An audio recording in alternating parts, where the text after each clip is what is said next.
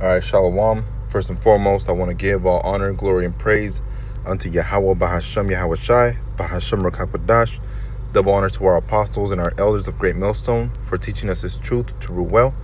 This is the brother Izar, and I'm gonna be going into a few things that I've encountered, here in Texas, and closely with some family members and people that I work around. So I'm going to start off at verse 7, and this is a Sirach 10. It says, "Pride is hateful before the Most High and man." All right, you have some people that are prideful about things that they possess, intellectual growth. Like scriptures say, knowledge puffeth up. Some people may be prideful for where they're from. Some people are too prideful about what they represent. All right. But pride is hateful before the Most High, man. You have some people that are prideful to be Hebrew Israelites, and, that pride that they're Hebrew Israelites, they'll walk around and they'll wear the fringes pridefully, to make other people, aware of who they are and what they represent. All right. And, they'll talk to certain people a certain way because they're not Israelites or because they don't look Negro, or, you'll have some certain people that are prideful for being a Christian, So there's a lot of pride in this world, and you have to learn how to humble yourself. And if you think yourself to be a man of the Lord, constantly question yourself if what you're doing is correct, So, you have some people that are prideful for, for their belongings and, for things that they possess and think that they are, And it says, and by both doth one commit iniquity. You see? So prideful is hateful before the Most High and man, And by both one, all right, by both doth one commit iniquity. All right? And iniquity is a multitude of sins. All right? And that's another thing that Christians, from what I've heard from different Christians and different people, all right, the law is done away with. That's one thing, we don't have to worry about the law. We don't have to worry about keeping it. All right. All you got to do is just love you some Jesus. When that's not true, man, because iniquity would be a buildup of sin, and sin is a transgression of the law, like it states in 1 John chapter 3. It says, because of unrighteous dealings, injuries, and riches got by deceit, the kingdom is translated from one people to another. So people want to say that America's not going to die, all right? Because there's a lot of pride, especially here in the United States, that I've seen. There's a lot of pride that comes with being an American, all right? There's a lot of pride that comes with being a so-called American, especially if you're a so-called white man, all right? There's even more pride to that, So it says, because of unrighteous dealings, and the United States has been doing unrighteous dealings, man. They'll go into these other countries and they'll sign papers. All right, we're going to give you this, this, and this, and you guys are going to give us this. And they turn around, rip those papers, and take everything for themselves, And they leave those other countries in binds. So whenever they need something, they have to go back to the United States, and the United States owns them, So it's unrighteous dealings, injuries, all right? They go over there and make war with people, and riches got by deceit, all right? With the oil industry, those are riches got by deceit, man. Texas, for instance, all right, belonged to the Mexican government, all right? And, in the Alamo, that whole history right there,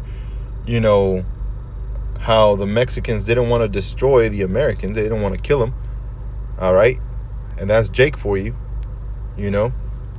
And what did the settlers do? They turned around and started slaughtering the so-called Mexicans, you know? And then they kept on going and kept on going until they finally reached the heart of Mexico. And finally the Mexican government said, you know what? You can have those other lands, you know? And I believe either they purchased it like really, really, really cheap, or they completely just took it, you know? But these lands weren't theirs to begin with. But that's just Esau Edom, man, you know? So these are riches that have been gotten by deceit, man. And it's not just land, it's just about everything, you know? Riches got by deceit can also apply into the workers. The workers here in the United States are working and busting their asses, all right? And they're being deceitful towards the workers because they're still basically paying all that money back to the government, all right? And the government is making money off of us, you see? It says the kingdom is translated from one people to another. And that's why the kingdom of heaven is going to come, all right? I had a question asked me, I believe it was yesterday. And they asked me, are the police officers all bad? All right, they asked me, are the police officers bad? What does the Bible say about that? All right. And basically saying, you know, if the Bible is true, then it should be able to filter this question. All right. What did I do? I brought out Ecclesiasticus chapter 10, verse 1, 2, and 3. You know, because if the ruler of the city or the ruler of that country is wicked, then his officers are going to be just like him. And then the people of that place are going to be just like them, you know? And that's how we know that America, Babylon, is not righteous, man, because of the wicked dealings that is going on in this country, you know? It says, and that's why this place is going to be burnt down. It's going to be translated, all right, from the elect are going to be translated from this kingdom, all right, and they're going to be transferred into the kingdom of the Most High, the kingdom of heaven. All right. So verse 9, it says, why is earth in ashes proud? All right. They asked me a question also. Well, you know, why do faggots have to see, you know, they didn't say that word, but they asked, why do they have to see judgment? All right. If God is perfect, didn't he make them? You know, which, yeah, he made them. But like it says in Romans 9, he made one vessel unto honor and one vessel unto dishonor. You know, how is the pot going to come up against the potter and say, why have you made me thus? You know, why'd you make me this way? How the hell are you going to question the Most High, man? Who the hell are you? You know, oh, well, you know, when you deal with people like that, all right, it's best to just leave it alone, man. Be like, you know what? You believe in whatever the fuck you want to believe. I believe in the truth. You know, I believe in what I'm going to believe. As for my house, we believe in Yahweh Bashem Yahushai. You know, we're not here to argue. We're not here to, you know, convince what is it called, an atheist. That's not what we're here for, man. We're here to preach to the elect, the ones that are gonna get this, the ones that are gonna be like, you know what, I need to look further into this because this sounds like the truth. Why? Because like it says in Revelations 14, all right, those men are going to follow the Lamb whithersoever he goeth. All right, they're going to follow Yahweh Bashem Yahushai wherever he is, which is through his men. People are going to follow those men. You see? So why is earth and ashes proud, man? You know, the Most High hates that shit. It says there is not a more wicked thing than a covetous man, for such a one setteth his own soul to sale, because while he liveth, he casteth away his bowels. All right. And you have a lot of people that are like, well, you know, if there's an elect already, then why do I have to try? You know, that's a waste of time. Because what if I'm not it, and the whole time I'm trying to be good and this and that? That's a fucking lose mentality, man. You know, that's a lose mentality. That is not the mentality you should have if you're going to be trying to rule the kingdom of heaven, man. If you're trying to rule the kingdom of heaven, you have to be fixed. You have to be righteous, man. You can't have that negative mentality. You know, Apostle Paul said, you know, how are you not going to be able to judge the smallest of things All right. If you're going to be judging the 12 tribes of Israel, we have to be able to judge the smallest of things, man. Oh, well, why can't you celebrate birthday parties? Well, what do you mean? All right. Whenever you go back over here to the book of Exodus and Leviticus, the Most High, Yahweh, had told the Israelites, don't go after the way of the Egyptians. The customs and the traditions of the Egyptians don't do. Do what I tell you to do. Do my commands. You see? And when you go in Genesis, you read how the pharaohs, they were having birthday parties. So what does that mean? That means we should not do what the Egyptians were doing, man. So it's better to be safe than sorry. All right? And if you can filter it through the scriptures, even better. You see? So this whole earth is proud, man. And that's why we need this purification through the ICBMs. That's why this earth needs that purification, man. Because just like the forests, when they burn down, and it brings back new life. And that's what we're looking for, that new life. That good life, man. Like that Kanye West song. You know? We're looking for that good life, man. We're not trying to live in this earth, this present kingdom forever. You know? It says, the physician cutteth off a long disease. And the physician would be Yahweh Shai. All right? He is the physician, man. You know? He cutteth off a long disease. And who is that long disease? The wickedness of this earth. He's going to cut all that away, man. He's going to put it to the trash where it belongs. All right? It says, and he that is today a king, tomorrow shall die. All right? So nobody's safe. For when a man is dead, he shall inherit creeping things, beasts, and worms. You see? What are little worms to humans? Nothing, man. A human will kick that little worm off. Split it in half in a kick. All right? And what is a human to the Most High? Absolutely nothing, man. Less than a worm. You see? It says, when a man is dead, he shall inherit creeping things, beasts, and worms. The beginning of pride is when one departeth from the Most High, and his heart is turned away from his maker. So you have some people, all right, they're like, well, I don't know if I really believe in God. I'll tell you, all right, we'll tell you. The men of the Lord, they'll tell you. You don't believe in the Most High. Because the beginning of pride is when one departs from the Most High. And you're already hella prideful, man. You know? So you're definitely not with the Most High. You don't fear the Most High. You know? Coming up against the scriptures. Well, men are imperfect beings. So how the hell are they going to write the word? That means you're taking away power from the Most High, man. And the Most High is all power. All powerful. All right? It says, depart from the Most High, and his heart is turned away from his maker. You see? And that's why people think, oh, well, maybe the Bible's not 100% true. All right? Because they don't believe in his maker. It says, for pride is the beginning of sin. You see that? Wisdom and knowledge. Fear is the beginning of wisdom and knowledge. Fear of the Most High is the beginning of wisdom and knowledge. And the beginning of sin is pride. And he that hath it shall pour out abomination. You see? So you're abominable in the eyes of the Most High with that pride that you bring. And therefore the Lord brought upon them strange calamities. What happened to Sodom and Gomorrah? You see? They were prideful as hell. And now look at them. Nothing but a pile of ash. You see? It says, and therefore the Most High brought upon them strange calamities and overthrew them utterly. All right? And what happened when the earth flooded? Nothing but a bunch of pile of ashes, you know, standing up against the Most High saying, you know, we're this and we're that. All right? It's happened over and over and over and over. And this time it's the last time, man. You have 2/3 of Israelites, which are you so-called Negroes, Latinos, and Native Americans. 2/3 of our people are going to be nothing but a bunch of heaps of ashes, man. All right?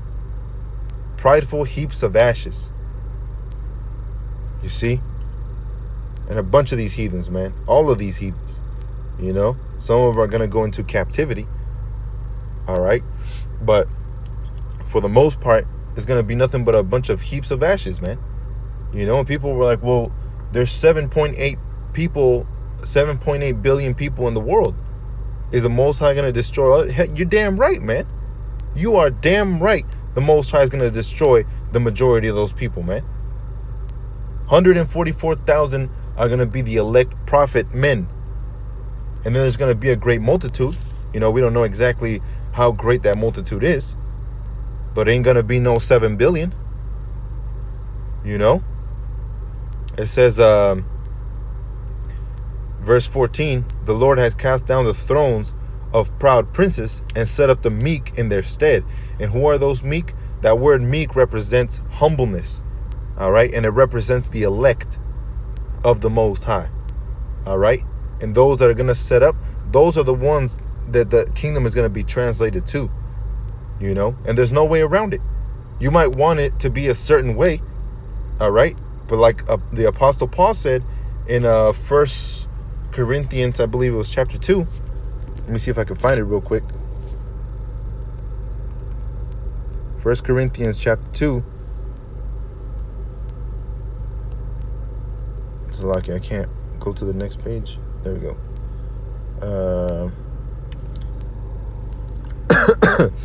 This is 1 Corinthians 3 and let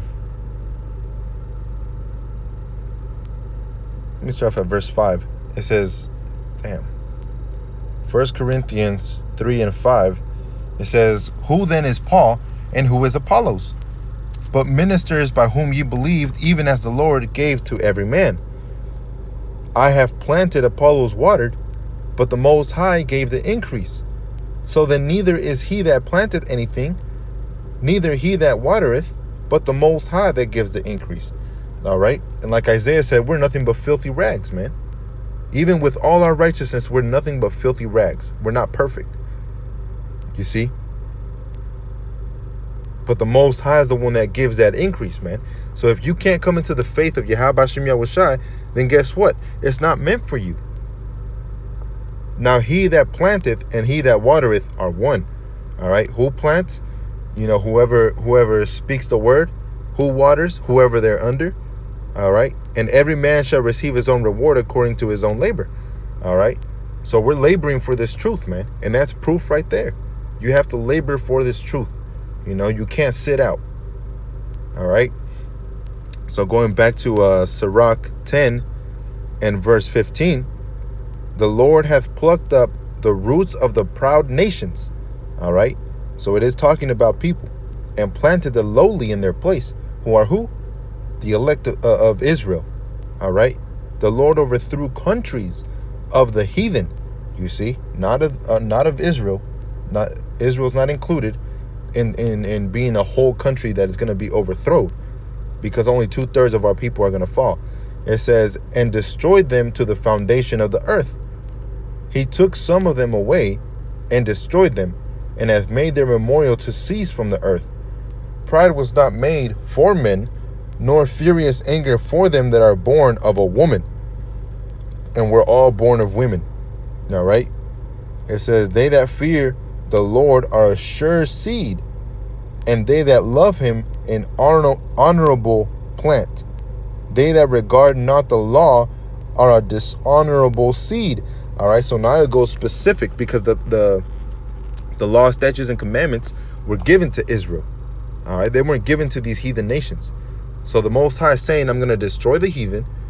And then he goes into talking about the seed line of Israel. All right, and he's saying those that are good, those that love him. And how do you love him? By keeping the law, statutes, and commandments, by doing the work, by doing what you're supposed to do to please the Most High. That's an honorable seed. And the dishonorable seed are the ones that disregard the law of the Most High. All right? They that transgress the commandments are a deceivable seed. You see that? And these Christians, all they say is that the law's done away with. You don't have to follow that anymore. Oh, you don't shave because that's part of the old law? Man, you're going off.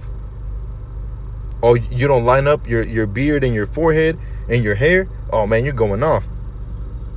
All right? It says, among brethren, he that is chief is honorable.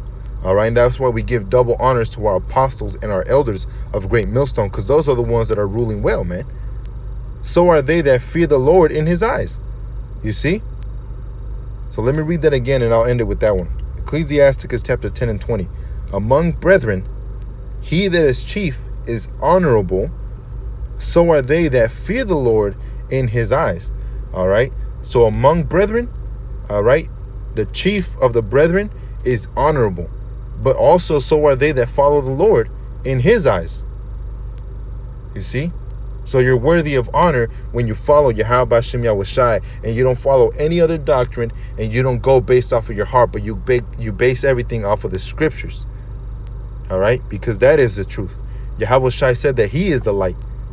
All right? And the light of this world does not walk in darkness, man. So we have no business, all right? No business walking in darkness and you know, celebrating birthdays and celebrating Christmas and celebrating these wicked ass unholy days.